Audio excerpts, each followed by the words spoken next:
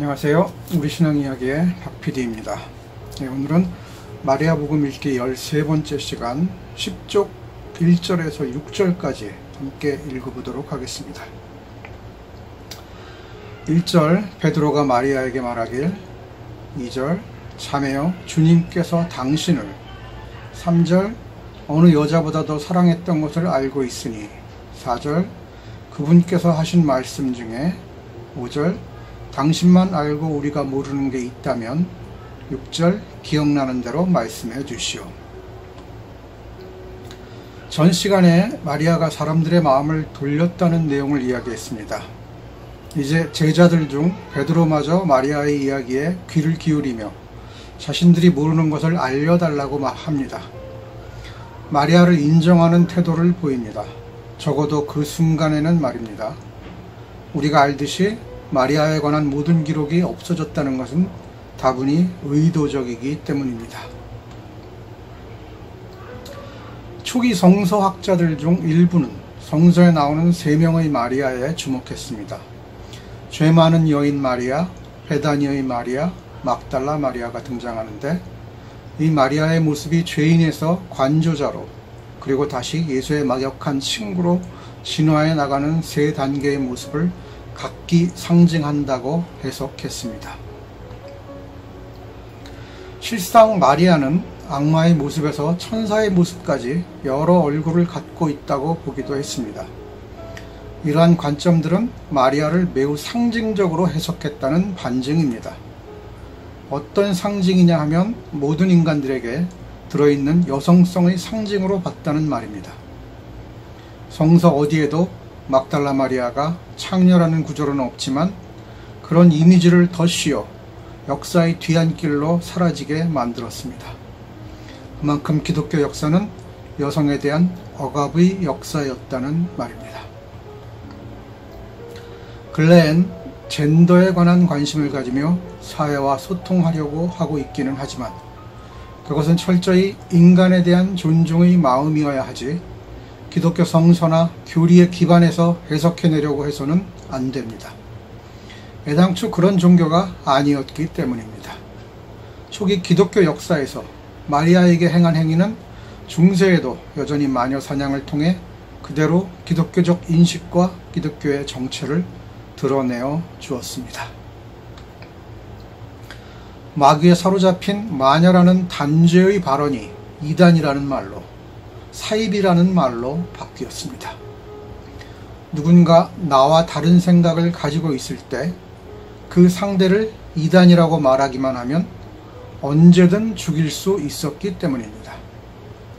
우리나라 역사에서 상대가 누구든 빨갱이라고 딱지를 붙이기만 하면 상대를 죽일 수 있던 야만의 시대와 마찬가지였다는 겁니다. 부정적인 생각은 인간을 누스로 나아가는 것과 누스는 푸뉴마를 향해 나아가지 못하게 방해한다고 말합니다. 이러한 생각을 이어받아 서구에서는 7가지 죄악을 만들어냅니다. 폭식, 시기, 탐욕, 슬픔, 분노, 허영, 교만을 7가지 죄로 규정하는데 여기에 나태를 넣기도 하고 무관심을 넣기도 하며 사람마다 조금씩 그 주장이 달랐습니다. 이러한 관점들로 우리의 삶을 얽어매어 스스로를 죄인으로 규정하고 종교에 복속하게 만들었습니다. 기독교에서 죄는 인간의 본성에서 멀어지게 만들고 자아를 병들게 한다고 믿었습니다. 그래서 영지주의가 찾은 해결책은 자기 자신의 참 모습과의 대면이었습니다. 그것만이 탈출구였습니다. 바울의 무리들은 예수가 구원자라고 하지만 영지주의자들은 예수를 통해 자신의 참 자아를 발견한다고 주장합니다. 이 둘이 극명하게 다른 점은 영지주의자들은 죄도 내 안에 있고 구원도 내 안에 있다고 주장한다는 것입니다. 앞에서 말한 죄와는 달리 마귀가 우리를 고문하는 방법이 있는데 그 첫째가 무지이며 둘째가 슬픔이며 세 번째가 방종이며 네 번째는 유격이며, 다섯 번째는 불의이며, 여섯 번째는 탐욕이며, 일곱 번째는 속임수이며, 여덟 번째는 욕망이며, 아홉 번째는 사기이며, 열 번째는 분노이며, 11번째는 경솔함이며, 12번째는 악의라고 말합니다. 죄악이라 규정한 내용과 크게 다르지 않습니다. 결국은 이렇게 인간 내면의 약함을 드러냄으로써 점점 인간을 타락한 존재로 만들어 나아갔습니다. 이것은 불행의 이유도 되지만 인간 존재 자체에 대해 부정적인 마음을 갖게 함으로써 구원받아야 할 대상으로 전락하게 만듭니다. 말하자면 10계명부터 시작하여 율법이 시대에 따라 점점 다양하게 변화되고 인간 심층의 것들을 건드려 인간을 죄인으로 규정하려고 하는데 모든 관심이 맞춰져 있었다는 말입니다. 그래야만 예수의 존재가 요청되기 때문입니다. 마리아라는 존재가 우리에게 정확히 알려지지 않은 그 이면에는 남성 중심의 사고방식을 바탕으로 여성을 악마화한 데서 그 이유를 찾을 수 있습니다.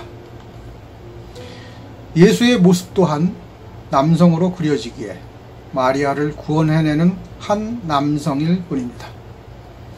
예수의 도움으로 마리아는 악마에서 침묵을 지키고 관조하는 여성으로 바뀌며 안스로포스로서의 완벽한 인간으로 새롭게 탄생됩니다. 지난한 치유와 통합의 과정을 거쳐 마리아는 결혼한 소피아로 거듭나게 됩니다. 영주지 문서에서는 마리아는 결혼한 사람으로 그려집니다. 예수의 결혼을 부인하지 않습니다. 마리아의 변화야말로 그들에게는 복음이었기 때문입니다. 나그 한마디 문서 외경 빌립보금서에서도 마리아는 예수의 동역자이자 배우자 누이 어머니라고 밝히고 있습니다. 오늘 본문에서도 제자들이 어렴풋이나마 마리아의 정황을 알기에 자신들보다 더 완벽한 인간이 되는 길에서 더 멀리 나아갔다는 것을 알기에 자신들이 모르는 것이 있다면 알려달라고 말하고 있는 겁니다. 그러나 딱 거기까지 뿐인 거죠. 결국 남성 중심의 공동체로 바뀌게 되었습니다. 실상 이런 기록은 영지주의가 비주류였기에 남겨질 수 있었던 기록입니다. 바울의 주류 공동체였다면 남겨질 수 없는 기록입니다. 그만큼 우리는 남성 위주의, 바울 중심의 로마 종교를 기반으로 한 기독교에 관한 정보만 접할 수 있었기에 그만큼 세뇌되었다고 보는 것이 옳은 판단일 것입니다. 우리가 영지주의 문서를 읽는 이유는 한쪽으로 편향된 시각만 배워왔기에 그 틀을 깨는 작업을 하고 있는 겁니다. 예수에 대한 다양한 고백을 인정하지 못하는 것만큼 편향된 시각이 없기 때문입니다. 시대가 다르고 문화가 다르고 민족이 다르고 공간이 다른데 그 당시에도 가졌던 고백의 다양함을 현대인이 인정하지 못한다면 그냥 원시시대로 돌아가서 사는 것이 나을 것이기 때문입니다. 크던 작던 다양한 꽃들이 자기 자신의 특성대로 살아나갈 때 그것들이 어우러져 세상이 아름답다는 것을 인정하는 것을 가리켜 불교에서는 화엄이라고 부릅니다. 세상이 하느님 보시기에 아름다웠다는 말은 그야말로 차별 없이 모든 것을 인정하는 관점을 가리킵니다. 우리의 모습과 생각이 모두 다르기에 세상은 아름답습니다. 물론 남을 해치거나 차별하지 않는 범위 내에서 말입니다. 네, 여기까지 마리아 복음 13번째 시간이었습니다. 다음 시간에 뵙겠습니다.